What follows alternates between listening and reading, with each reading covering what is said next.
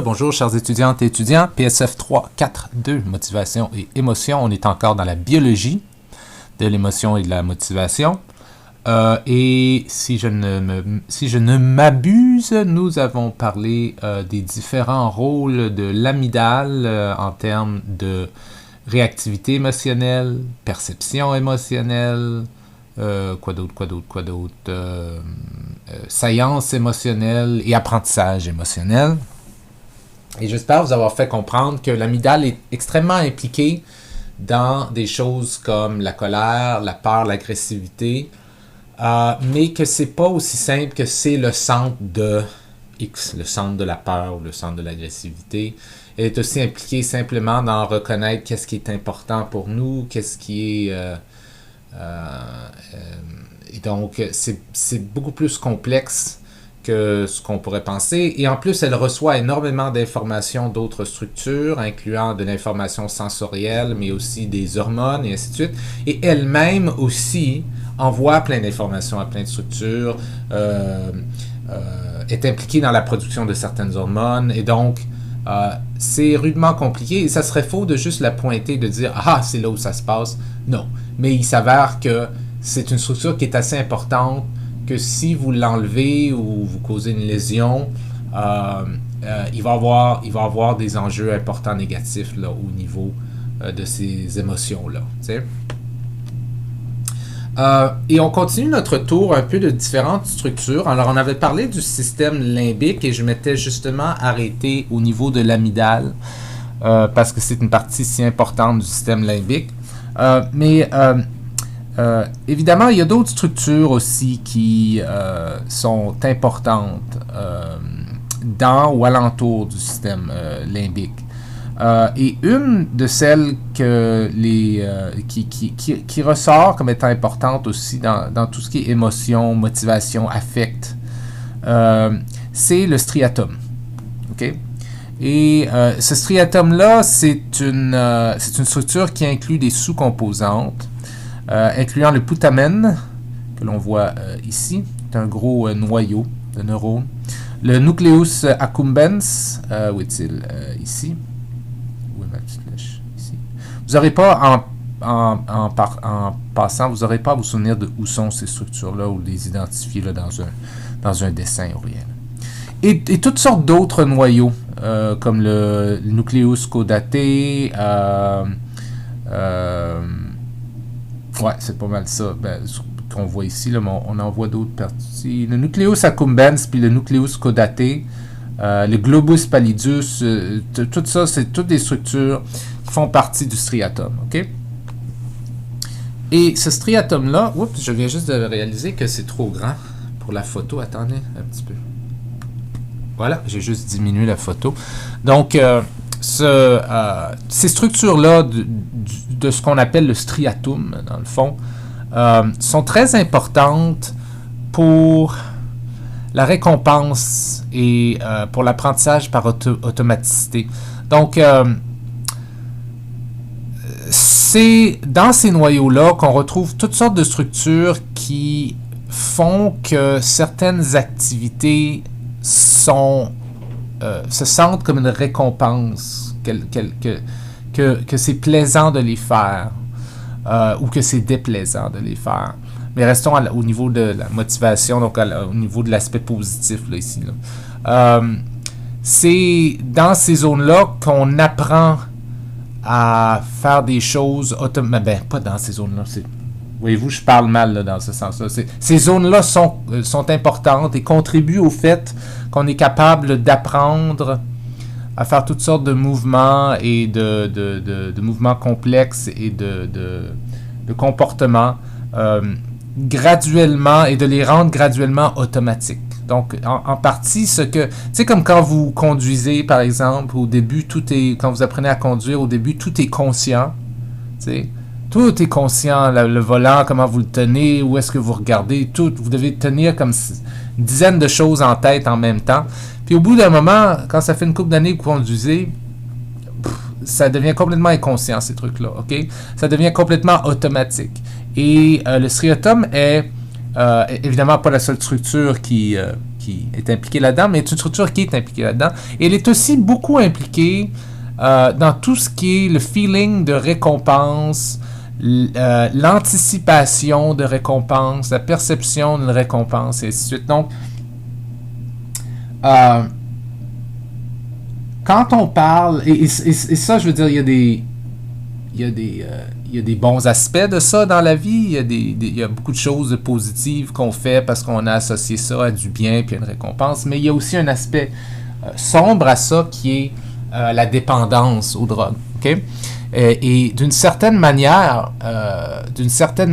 ce que c'est que d'être dépendant ou accro à une drogue, c'est un cerveau qui a appris et qui n'est pas capable de désapprendre qu'il y a une récompense qui vient lorsqu'on consomme telle substance. Okay? Et souvent, les gens vont dire que les gens qui sont accros à une certaine substance vont dire que dans le fond, c'est pas la prise de la substance en elle-même, ils peuvent même trouver l'acte dégoûtant puis désagréable, même douloureux. C'est pas la prise elle-même de la drogue qui est plaisante pour eux. Des fois, il n'y a même pas de plaisir là-dedans, mais c'est plutôt on dirait qu'ils sont pris dans un cycle où est-ce que leur cerveau anticipe une récompense constamment de la prise de ce truc-là. Donc, l'action elle-même peut être très désagréable pour les personnes, mais quand même, ils sont pas capables d'anticiper une récompense très, très forte. Ils sont pas capables d'arrêter d'anticiper une récompense très, très forte lorsqu'ils sont face à cette substance-là. Vous pouvez penser à n'importe quelle substance. Et évidemment, je fais là une image très, très large parce que différentes drogues fonctionnent de différentes manières biochimiquement et ainsi de suite. Là. Mais si on parle addiction, là, et si on parle dépendance à des substances, c'est généralement il y a énormément de parties du striatum qui sont reliées à ça. Okay? Vous voulez parler motivation? La dépendance à une drogue, ça implique extrêmement de motivation. Je veux dire, les personnes qui sont dépendantes à une drogue sont extrêmement motivées à consommer cette drogue. Ils sont prêts même à faire des gestes criminels, des vols, agresser quelqu'un, rentrer dans une maison sans permission pour voler quelque chose. Ils sont prêts à faire des choses parfois affreuses. Des bonnes personnes même sont prêts à faire des choses parfois affreuses pour avoir accès à cette substance-là. Donc on parle de motivation là, extrême. Là. Quelqu'un qui est dépendant aux drogues est extrêmement motivé pour consommer cette drogue-là. On voit souvent ça comme étant un problème d'un manque, mais c'est pas un manque, c'est qu'il est trop motivé. Il s'attend à trop de récompenses. Le système est comme programmé d'une certaine manière pour s'attendre à tellement de récompenses que ça devient irrésistible. Okay? Même si l'action de consommer la drogue elle-même n'est nullement plaisante. Donc le striatum est beaucoup impliqué là-dedans.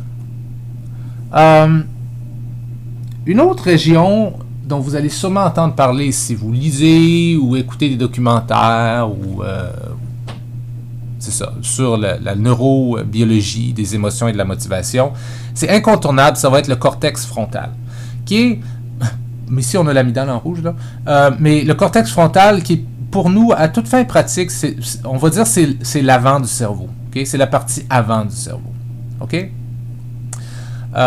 D'où le mot frontal. Mais il se divise des fois en préfrontal, ce qui veut dire vraiment en avant du cerveau, où il y a différentes... On le divise en différentes parties. Là. Mais ce qui est intéressant de ce cortex frontal, c'est que c'est la partie la plus moderne en termes d'évolution du cerveau. C'est fondamentalement... Non, ouais, je vais le dire comme ça. D'une certaine manière... C'est la plus grosse différence entre notre cerveau et le cerveau de notre plus proche cousin en termes d'évolution, de notre plus proche relation en termes évolutionnels, qui est le chimpanzé, par exemple. Okay? C'est la taille de notre cortex frontal. Notre cortex frontal a explosé en termes de taille au cours de notre évolution, comparativement à, par exemple, un chimpanzé. Il est extrêmement important, ce cortex frontal-là. Il est impliqué dans toutes sortes de trucs. Toutes sortes de trucs. Il y a des connexions avec partout dans le cerveau. Il reçoit toutes sortes de connexions. Mais ce qui nous intéresse ici, nous, plus particulièrement, c'est son rôle dans la motivation et dans les émotions. Okay? Avant d'aborder ça, toutefois, on a tendance à le diviser en 3 sections. La section ventrale, qui est en vert ici. Okay? La section dorsale, qui est en mauve ici. Puis en passant, vous pourriez vous dire, pourquoi qu'on appelle ventrale puis dorsale? Ben, c'est parce qu'on imagine qu'un cerveau, imaginez, vous voyez la forme d'un cerveau, là. Imaginez que le cerveau est couché à terre. Le sol est ici, là, comme ça. Le cerveau est couché à terre. Ben, si c'était le cas, ça serait plus proche de son ventre, puis ça serait plus proche de son dos. C'est parce que ça serait son dos ici, puis son ventre serait en bas ici. Donc, on appelle ça le cortex frontal ventral. Ventral ici. Puis le cortex frontal dorsal ici. Puis vous pourriez vous dire, ouais, mais l'autre section bleue ici, me semble, ça serait plus ventral, parce que là, il est vraiment sur le ventre, s'il était couché sur le... ben oui, mais tu sais, il y a une limite à cette anecdote-là. Et celui-ci, on l'appelle l'orbitofrontal. Okay. L'orbitofrontal. Je crois parce qu'il est proche des yeux. Et c'est pour ça qu'on l'appelle orbitofrontal. Si je ne me trompe pas, c'est parce que c'est le plus proche des yeux. Tout orbite. Dans le fond, si on prend ces 3 sections-là, puis on les met ensemble en parlant du cortex frontal en général. Cette région-là du cortex... Ah, puis en passant, je dois dire cortex. Cortex, c'est tout ce que vous voyez dans le fond, dans le cerveau, là, ici, là, qui a toutes sortes de replis. C'est comme la couche de cerveau plus moderne qui a évolué par-dessus le cerveau plus ancien, qui est la partie plutôt du milieu ici. Donc ça, c'est du cortex. Partout ici, c'est du cortex. Et ici, en avant, on appelle ça le cortex frontal. Et vous savez maintenant que j'aime l'étymologie, l'histoire des mots, l'origine des mots. Cortex est un mot latin qui, je crois, veut dire... Oh là là, est-ce que je me souviens? Je pense que ça veut dire écorce, comme l'écorce d'un arbre. Et c'est voulu parce que ben, c'est un peu, quand on regarde, c'est plein de replis et ainsi de suite, et ça fait un petit peu comme l'écorce d'un arbre, dans le fond. T'sais. Donc, cette région du cortex, le cortex frontal, est impliquée, pour nous, ce qui est intéressant, c'est un cours d'émotion et motivation, donc elle est impliquée, énormément impliquée dans la régulation de la motivation et des émotions. OK?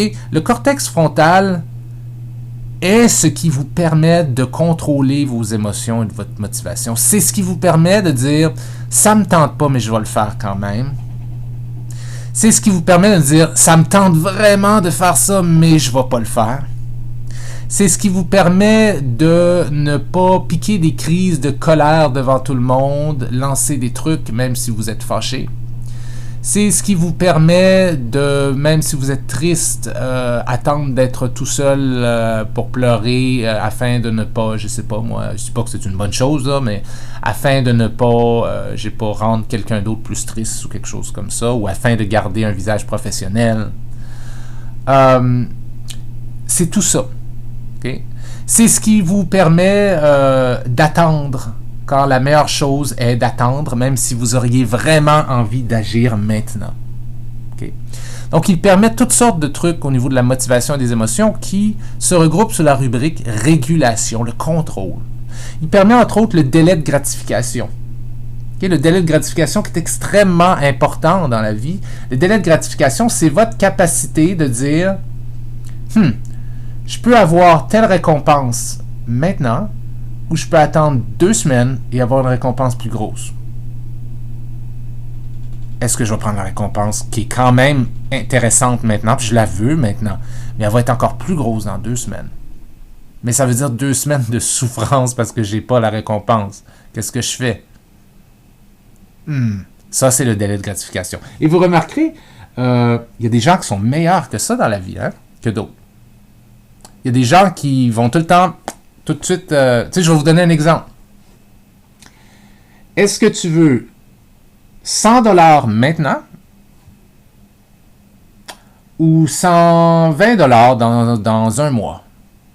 Mais il y a beaucoup de gens qui diraient, donne-moi le 100$ maintenant. Pas attendre un mois, là. Donne-moi 100$ maintenant pour 20$. Puis il y a d'autres gens qui diraient, non, moi je vais attendre un mois. Donne-moi le 120$. En présupposant que les gens ont les mêmes, le même... tu sais, il n'y a pas quelqu'un qui est pauvre ou quelqu'un qui est plus riche, là. Ils sont les mêmes au niveau socio-économique. Il y a des gens qui vont dire, moi je vais attendre un mois pour 20$. Pas de problème. C'est juste mieux 120$ que 100$. Hey, je viens de me faire 1/5 de plus sur ma somme. Tu sais, juste attendre un mois. Puis il y a des gens qui c'est comme, non, donne-moi le 100$ maintenant. Ça me semble intolérable d'attendre un mois pour 20$. No way. Okay? Donc il y a des différences au niveau des gens, au niveau du délai de gratification. C'est pas toutes ces différences-là, évidemment, qui sont dues à des différences au niveau du cortex frontal. Mais le cortex frontal est impliqué certainement quand même dans ces différences-là. Okay? Et le délai de gratification, c'est une habileté qui est extrêmement importante parce qu'elle est reliée à de nombreuses variables associées au succès personnel, au succès social, à la santé au cours de la vie. Tu sais, j'ai un morceau de gâteau devant moi. J'essaie de me mettre en forme. Si je mange le morceau de gâteau, j'ai du plaisir tout de suite. Mais si je ne le mange pas, puis je continue à bien travailler, puis à faire attention à ne pas trop manger de gâteau, et ainsi de suite, je vais me sentir vraiment bien comme dans 6 mois, j'aurais perdu plein de poids, ou je me serais renforcé, et ainsi de suite. Qu'est-ce que je veux? Je veux-tu le plaisir immédiat maintenant du gâteau, ou le plaisir plus flou dans 6 mois? T'sais?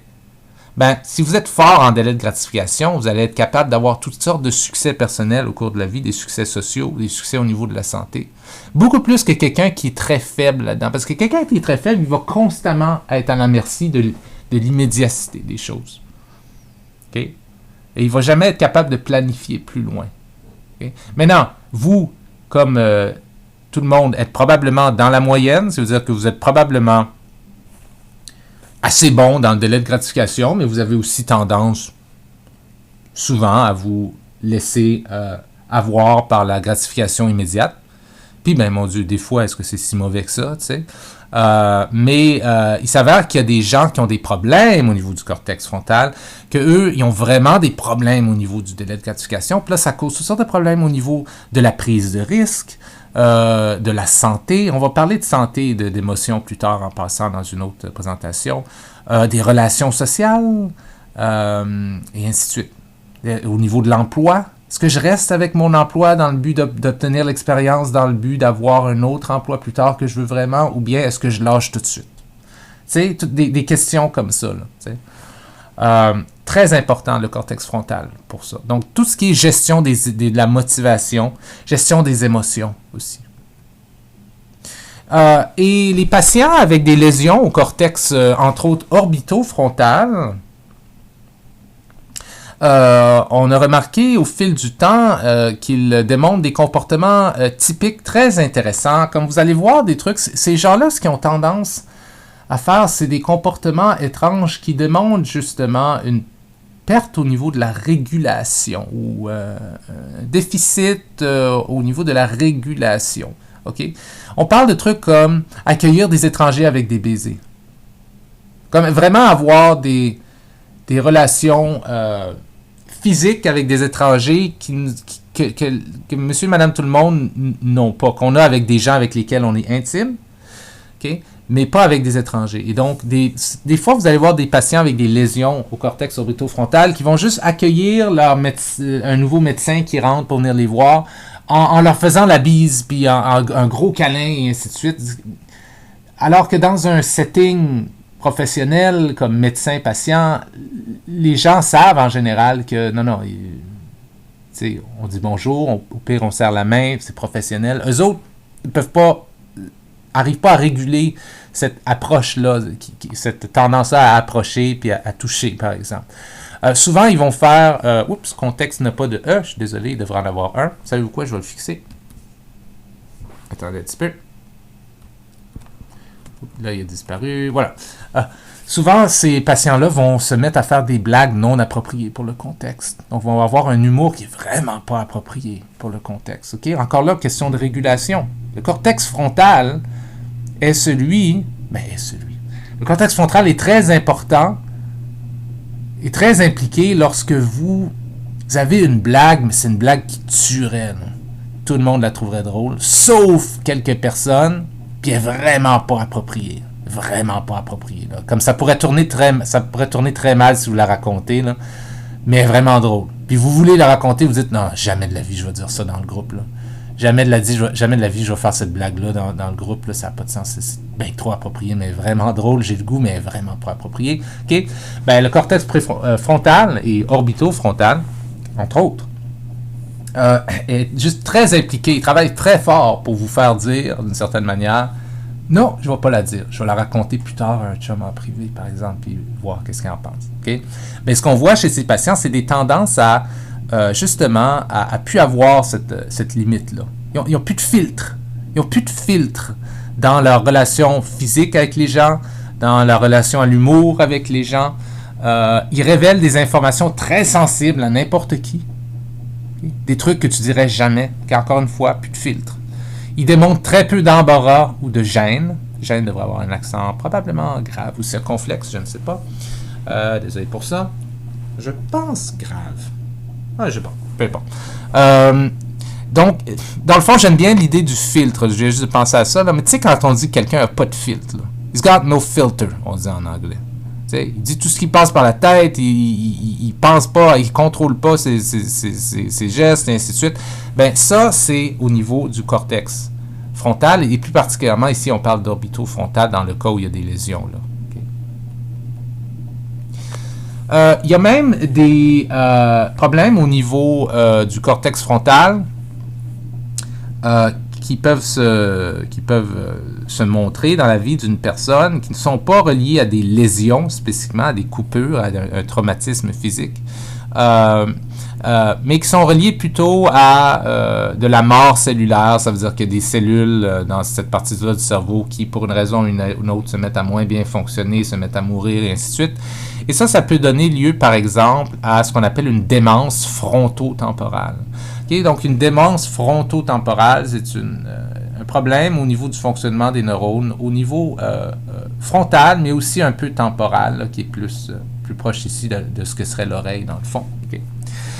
Et souvent, quand on pense à des telles démences, souvent quand on parle de démence, en général, ok, on voit souvent ça comme l'Alzheimer ou comme la perte de mémoire ou des trucs comme ça. Okay? Enfin, il y a une différence en passant entre démence et Alzheimer. Hein. À ce que je comprends, l'Alzheimer est un type spécifique de démence. En tout cas, la plupart impliquent pas mal tout le temps des pertes de mémoire. Okay? Et ça fait du sens parce que ici, on a une démence frontotemporale. La partie temporale du cerveau est très impliquée dans la mémoire. Donc ça fait du sens. Mais ce qui est intéressant de constater, c'est que très souvent, quand, par exemple, une personne âgée se met à faire de la démence, on a tendance à penser que les premiers signes, c'est toujours la déficience au niveau de la mémoire. Elle ne se souvient plus, elle doit faire de la démence, par exemple. Et ce qui est intéressant, c'est que très souvent, ce n'est pas le cas. Très souvent, les premiers signes, ce sont plutôt des signes de comportement désinhibé. Ça veut dire que la personne, justement, n'a plus de filtre. Elle ne se comporte plus de manière comme si elle avait un contrôle interne. Okay? Donc, on parle d'avance sexuelle, inappropriée, de comportement inapproprié, d'insultes, et ainsi de suite. Okay? Et très souvent, la perte de mémoire vient avec ça, ou même des fois après ça. Et donc, on a des histoires de gens qui, au bout d'un moment, ont été diagnostiqués avec l'Alzheimer, mais dont les premiers signes étaient des choses comme la madame mettait ses chaussettes dans le congélateur, puis ensuite, n'arrivait plus à les trouver. Où la madame se mettait ou le monsieur se mettait à à toucher et à prendre par les hanches et à pas nécessairement agresser sexuellement, ça dépend où est-ce qu'on met le seuil pour cette catégorie-là de mots qu'on voudrait utiliser, mais à certainement avoir des comportements inappropriés avec les infirmières sur son étage ou même les patientes sur son étage, tu sais. Ou même, on a des fois des cas de personnes qui se mettent à voler des choses à leurs voisins, par exemple, à faire c'est comme des comportements inappropriés, là, ou à les insulter. Et ça, c'est parfois un signe justement de démence, et de démence dans ce cas-ci, par exemple, frontotemporale. Et ça vient plus tard, ou en même temps, mais parfois plus tard, l'aspect mémoire elle-même qu'on associe classique comme étant le symptôme classique de démence, mais c'est souvent des comportements désinhibés au début. Parce que justement, ça attaque souvent le lobe frontal. Okay. Fait intéressant, avez-vous déjà remarqué que dans vos rêves souvent sont si émotionnels et intenses, beaucoup plus que votre vie en général l'est. C'est pas tous les rêves qui sont comme ça, mais des fois, vous avez des rêves qui sont vraiment intenses, vraiment émotionnels. OK? Et vous avez des réactions émotionnelles, des fois, dans vos rêves, que vous n'auriez pas dans la vraie vie. Comme par exemple, vous rêvez que vous échappez un stylo par terre, puis vous mettez à pleurer, ou à rire aux éclats, ou vous sentez une joie, ou bien une détresse, un désespoir. Tu sais, lorsque vous êtes en état de rêve, en sommeil paradoxal ou en rapid eye movement, là, le lobe frontal est en partie, sinon complètement, je ne pense pas qu'il est jamais complètement, là, mais il est en partie inhibé. Ce qui veut dire que dans la vraie vie, si vous aviez des bouffées d'émotions comme ça, là, votre lobe frontal s'activerait pour dire « Hey, est-ce que c'est nécessaire cette émotion-là? Ça fait-tu du sens? On devrait réguler ça, et ainsi de suite. » Puis il mettrait en marche toutes sortes de stratégies pour essayer de diminuer ça. Mais dans votre sommeil, il est complètement inhibé. Il est complètement inhibé.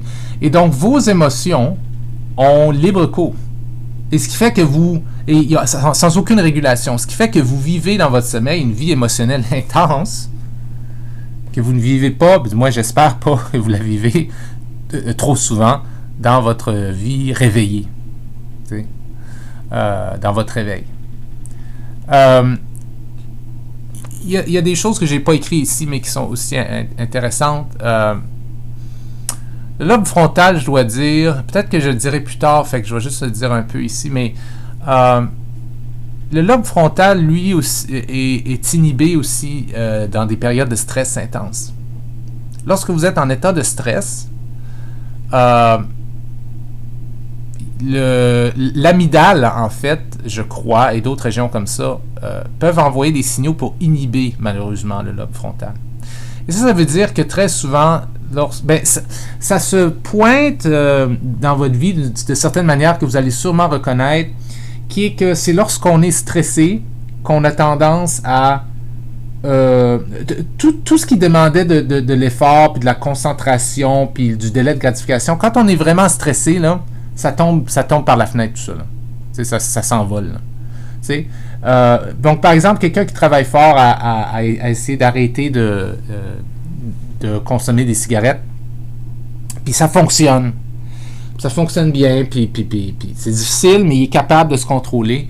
Il suffit juste qu'il arrive un stress dans sa vie, puis il se met à fumer.